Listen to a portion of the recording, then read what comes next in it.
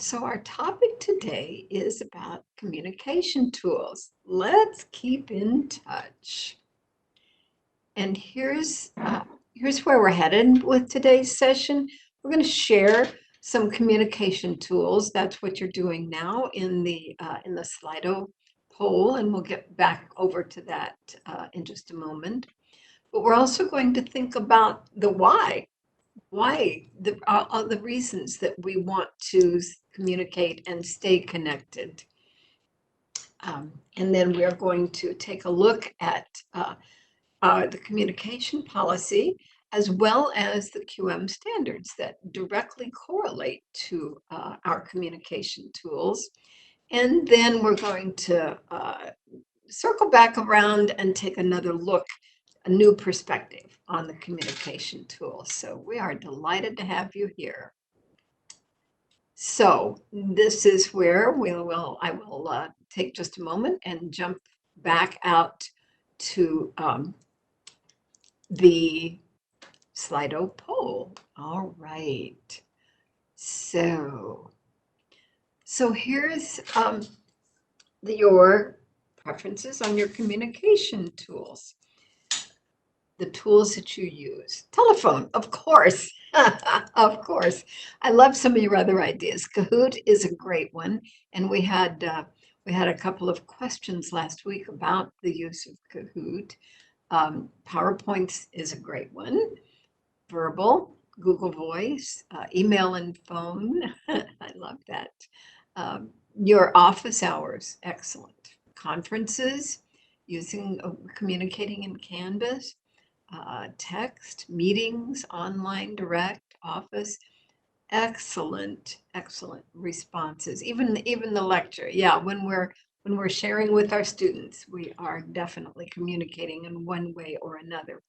And I will let you know that later on today, I will be sending you the presentation from today, but I will also be sending you what the Slido polls, the results on the Slido polls, so that you will have access to all of these. So thank you so much. And I am going to go back into our presentation. Okay, excellent thoughts and ideas. Thank you so much for all of those.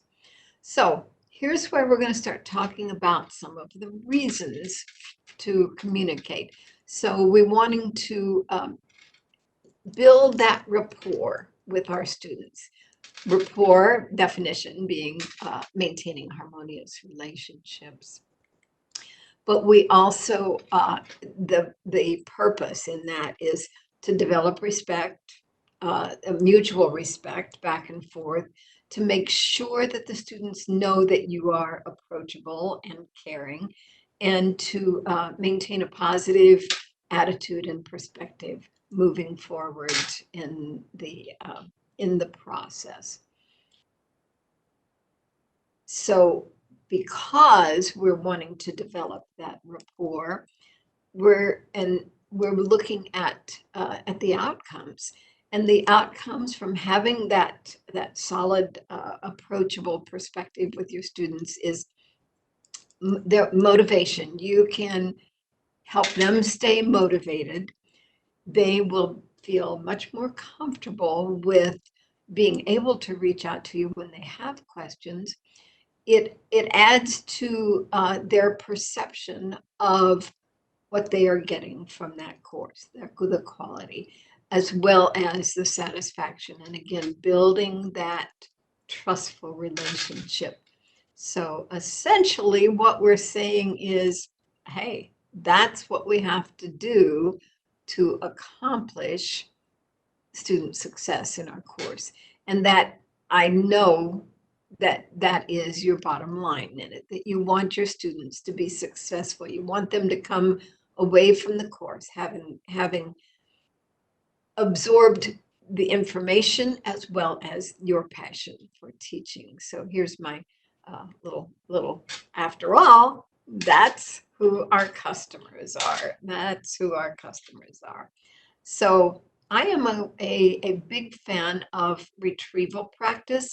That is stopping to think about reflect on what we are doing. And so I'm giving you an opportunity. So jot down 2 whys for you about communication with students. And I'm going to mispronounce your name now. I apologize for that. Convey our expectations. Absolutely. Clear up confusion. No kidding. Thank you. Yes, yes. Clear up confusion. What strikes me as humorous on that is I tend to think that I have been pretty clear and specific about things, and then when the students start asking questions, I'm going, I must not have been as clear and specific as I thought. Anybody else? I appreciate all of these beautiful comments. Thank you. Beth Pratt says communication is important because it offers a chance to reiterate important dates for assignments, exams, quizzes. Yes, gentle reminders to them of what's coming up and what they need. And Lisa said, ultimately save time. Yeah, yes, yeah. What a great, a great comment that is. You know, we saves us some repeating. Okay. So under specific appointments, time is slightly more than the others, but Monday through Friday, almost any time, specific times on Monday through Friday. And some of you indicate that you make yourselves available on the weekends, contrary to what it might say in our syllabus, but we'll take a look at that in just a moment. Anyone else, please jump in, slido.com, and the event number is JLS 302. So please feel free to jump in there and add your numbers into that. I guess I should have put other as well. Anybody else want to jump in? So 57% at specific appointment times, and then others pretty evenly balanced actually between any time during the week, specific times during the week, and times during the weekend. So so we have a nice variety here, and it's pretty well evenly spread. I like that. I didn't put 24/7, so I'm assuming that nobody really would prefer that one. I know I would not. So let's take a minute and shift our thinking a little bit to your communication policy. And I couldn't resist putting that. I didn't cite the quote. I guess I need to go back and cite the quote. But the old adage of it's in the syllabus. And so let's take a look at what, and by the way, the Center for Online and Continuing Education has available a fully accessible syllabus template. And when I send you out this information, I will send you a link to that as well, so that a syllabus template for online courses, so that when you are creating a course, you would just drop your important information in there and make adjustments in whatever needs to be adjusted or removed. So, so that your communication policy is clearly a part of the syllabus.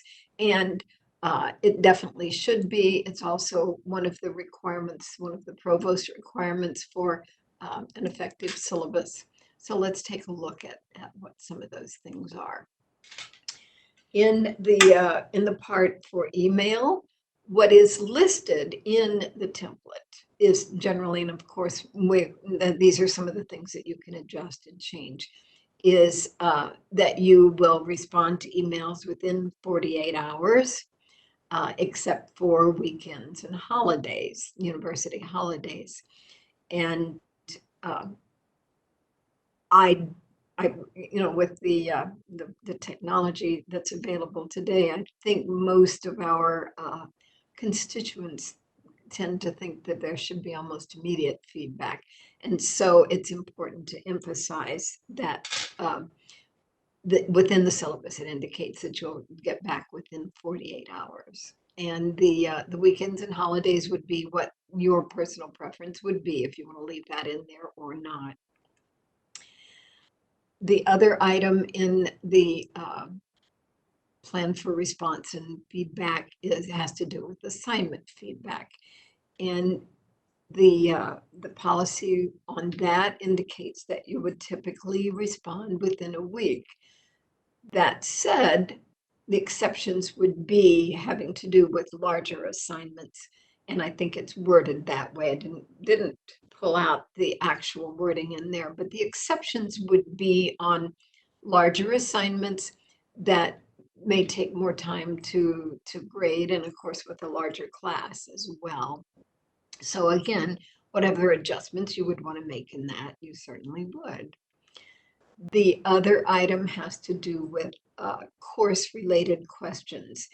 And almost everyone is encouraged to put a FAQ section in your course. Usually it's in the Start Here module. And that is where you would invite students to post any questions having to do with the course. And one of the advantages on that is, of course, let them know that you'll be monitoring that, but other students also can respond. So if it's a FAQ discussion board, so other students are able to respond to what questions have come up. My usual phrase to my students is that if you have a question about it, there's at least 4 other people that also have the same question. So please post it in there so that everyone can see the response, and perhaps even those who have an answer can put it in there. So again, that you would be checking that FAQ on a reasonable amount of time within 48 hours. So the other item that I want to do, I want to relate this back to some other information, because I know it's not the norm, but I'm going to actually read these to you. When we build courses through the Center for Online and Continuing Education, we build them following the guidelines, the standards set by Quality Matters. And essentially, by the time you have used our course template, and maybe some of you are working with some of the instructional designers to create a course, and it is built so that well over half of those Quality Matters standards are met as you go through and build the course. And so what I wanted to do was point out the standards that reference the communication expectations. So I shortened them a little bit so that they could fit on this slide. So what I'm going to do is actually read all of the wording for it.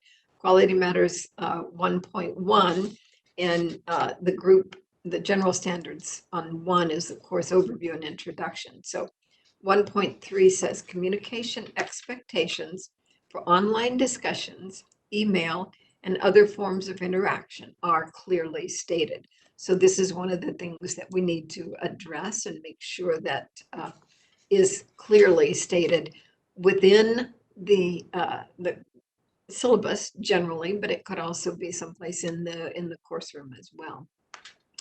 Standard 1.4 says that the course and institutional policies with which the learner is expected to comply are clearly stated within the course, or a link to current policies is provided. So in this case, it would be the course policy, although to a certain degree, it's also an institutional policy. But if we are expecting them to follow it, then we have to make sure that it is very clear and specific for them. 3.5 the general standards 3 has to do with assessments and measurement. So 3.5 is that the course provides learners with multiple opportunities to track their learning progress with timely feedback. And that's one of the key points, is that the response back for them on their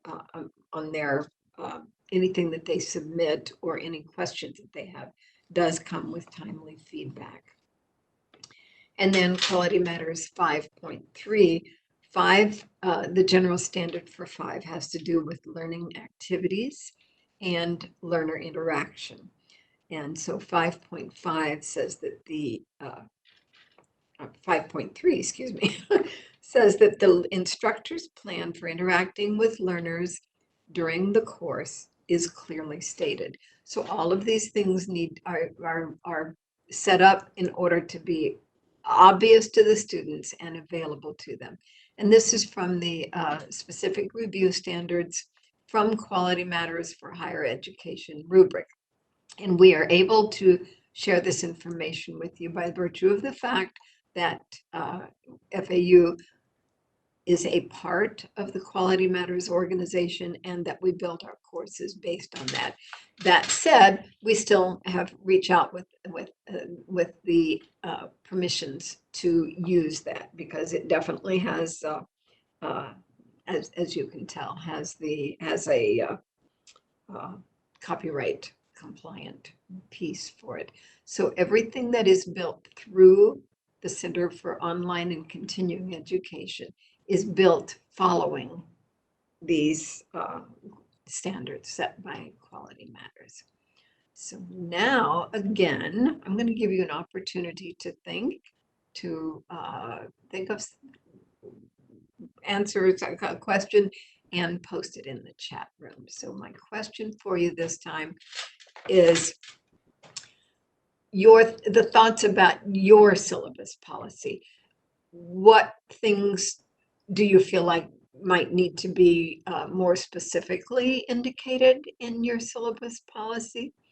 And what things you might want to add? Chantal, just reach out to us, which you just did, of course, to access the Quality Matters standards. I will verify. Mary Rotundo is our Quality Matters guide and guru within the office, and she has reached out and gotten permission from them. I will verify that with her, in which case I can then send it to you. So I know you can't tell anything about what that is, but this is the document that lists the quality standards, and that's that it is a really key component to an effective course. Quality Matters has been doing research on effective course delivery. They've been doing research in online courses for almost 15 years. And they have come up with this set of standards, none of which is specifically assessing the content, because you, as the subject matter expert, are the content expert. But it takes a look at all of the components that help to provide student success. And again, that's where we're headed. That's where we all want to go. So this is a list of, I believe there's 43 total. It gives several within each of one of their general overview standards. So thank you for that question.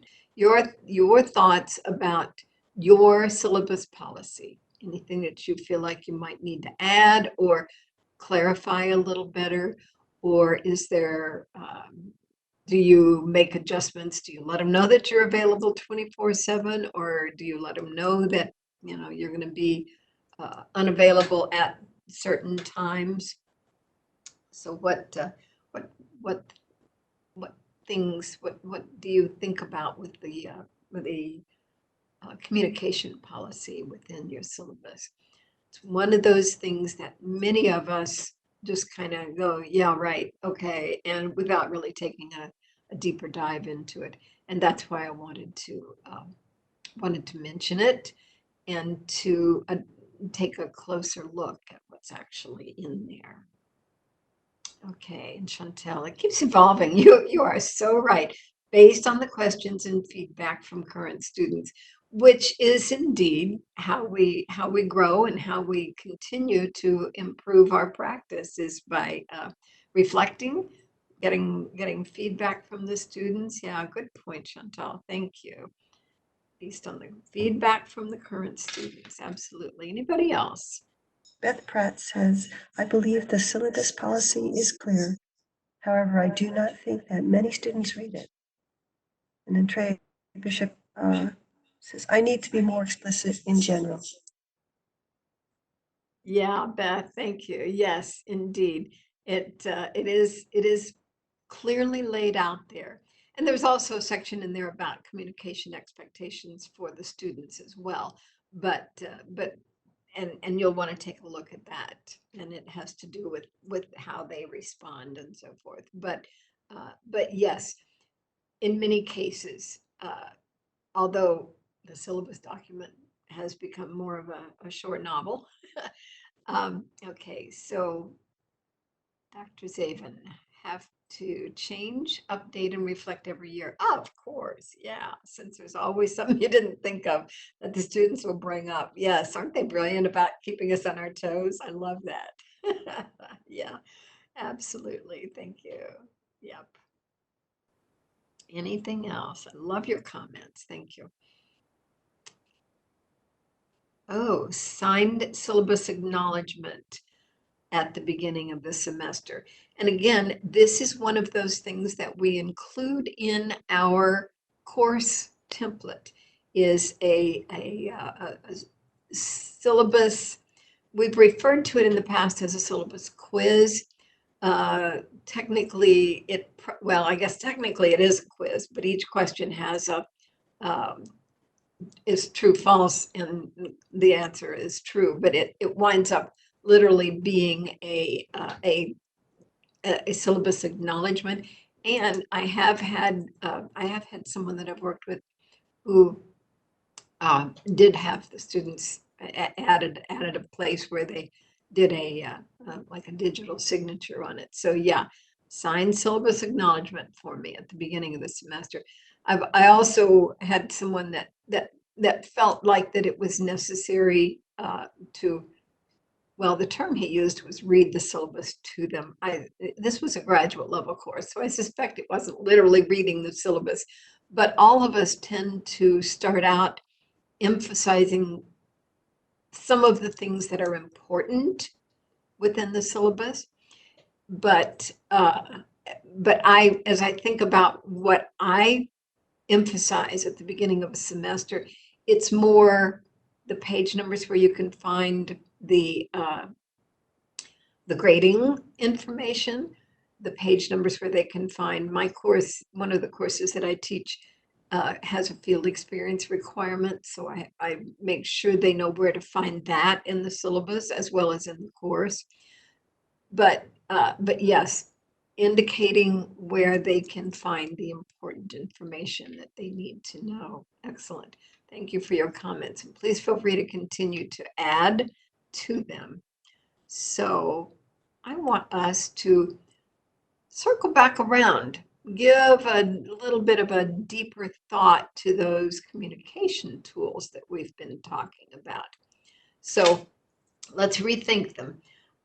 We've talked about the announcements, the course calendar as a tool. The discussion board is certainly a valuable tool.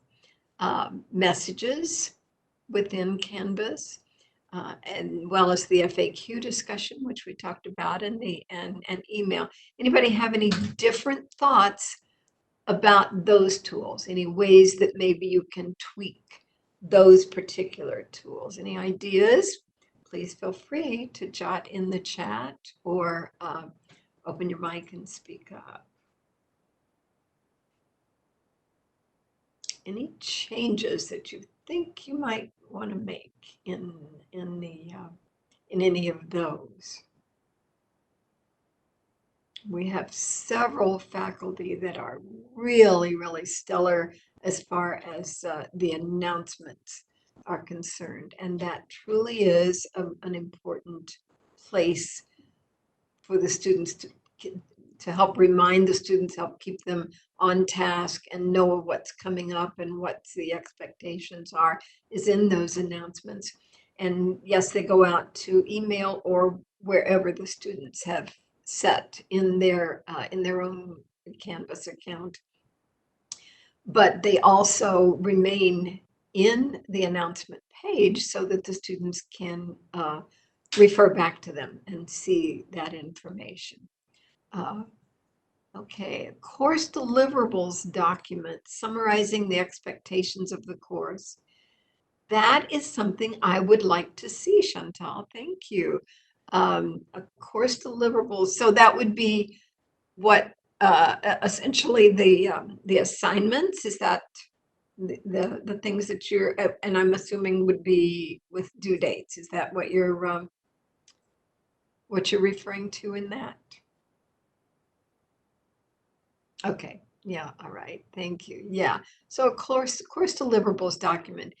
Um, Before we migrated over to Canvas, we typically would post a course schedule, and many faculty still do that. However, the syllabus page has at the bottom, or the bottom part of that page, references course summary.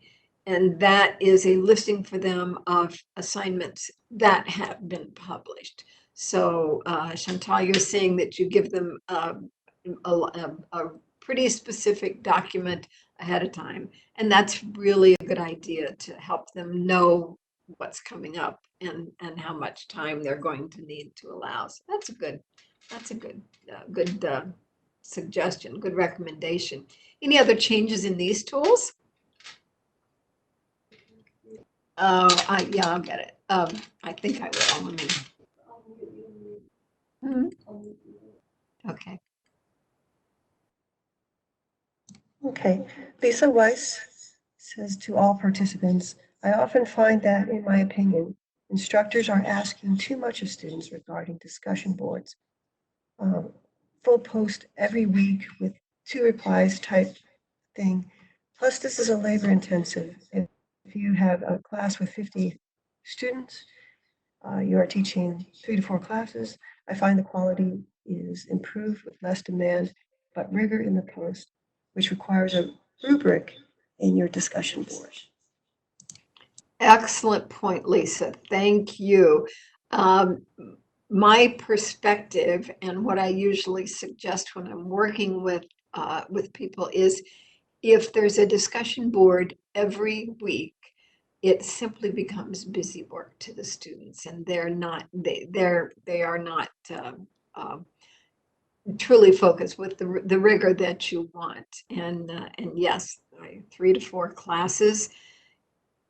Yeah, quality is improved with less demand, and you can alternate with something else those in between weeks. We have a document that we use as a journal. I know there's not officially a journal tool within Canvas as we used to have, but we have a journal document if you wanted to make a journal response, maybe in the alternate weeks or something like that. But yes, you do want those discussions to be as valuable as our discussions in the face-to-face course have always been, or typically are, put it that way. So yeah, if it's every single week, and again, if you're doing a lot of multiple classes every week, then it becomes becomes busy work for you too, unfortunately. Yeah, thank you. Yeah, good point. Yeah, thank you, Chantal. Yes. Any other comments on that? Really good conversation. So let's think about a couple of other things that perhaps you hadn't thought about. So some other tools for communication. What about video communication? Is that something that is really a valuable piece? I know we have a faculty member, Dr. Shahada, that uses Flipgrid as both a response discussion board type of thing, but it's also video. but there's a lot of other ways as well. Even there's a video component within Canvas itself. So the discussion boards, and we've already talked about how to make those more robust and a better part of that communication piece. Rubrics. Who knew that a rubric would be a communication tool? But of course it is, and you all know that if you you know if you gave it any thought. We typically think of a rubric as a grading tool, but it is a guide for your students for how to be successful in your course. It's information for helping them accomplish what they want to accomplish, most of them, and how to get them to where you want them. Um, so one of the suggestions in one of the articles that I read is to have a commons area for non-content discussions. It happens when when you're in class together, someone will bring up something and it might lead the class discussion in a slightly different direction. So open up a class discussion. I've heard one of the terms I've heard for it is, let's chat around the water cooler, which is an office type of a reference. But it can be really interesting to just do interaction back and forth that are not necessarily content discussions. The synchronous office hours, which one of you mentioned in one of the in the first poll that we had. So synchronous office hours provide you with an opportunity, and then with an opportunity to reach out to you and for you to be able to communicate back and forth, depending on how you have it set up, one-on-one or several people at a time. The videos that you post in your course, which are then captioned, also provide them with information. And I think several of you mentioned that. But we also have the opportunity of using a variety of collaboration tools. And I think Kathy mentioned several of them in last week's session about ways to collaborate even in an online environment. So any of these or anything else that I didn't think about as we were as I was thinking about other tools that we might not always think of as communication. Any other tools that you want to mention? Which I think is what I have. So there's my listing. So I'm going to ask you, this is my, again, my retrieval practice, my reflection time. So is there something new or a communication tool that you would like, that you think you might want to adjust and tweak a little bit in order to add to your repertoire? So let's share. I'm going to simply share out the reference list, but I will send that to you when I send you the presentation. So again, any new or adjusted communication tools? And I truly appreciate the fact that you have chosen to spend your time with us today. That is a valuable asset, and we treasure the fact that you do. I also truly appreciate the fact that you have been willing to step up to the plate, make comments, and address some of the questions that we have. Okay, Chantal, being sensitive to the intensity of discussion boards, yes, and thank you, Lisa, for bringing that up, because that is an important piece. So we can make some little tweaks, little adjustments to make things more valuable to the students, more robust, and not so repeated in order to get better quality. Yeah, a valuable point. Valuable point. Thank you. Okay, that said, I am going to say enjoy your spring break next week. There will not be a professional development session next Monday. I will post a note in the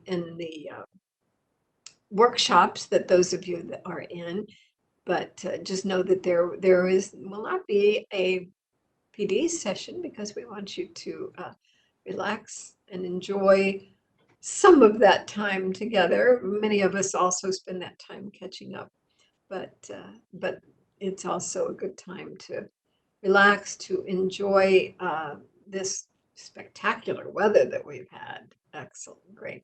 Thank you so much for taking your time to join us today. We truly appreciate your input and what you bring to the table, because that's what makes it such a worthwhile opportunity for all of us. Thank you.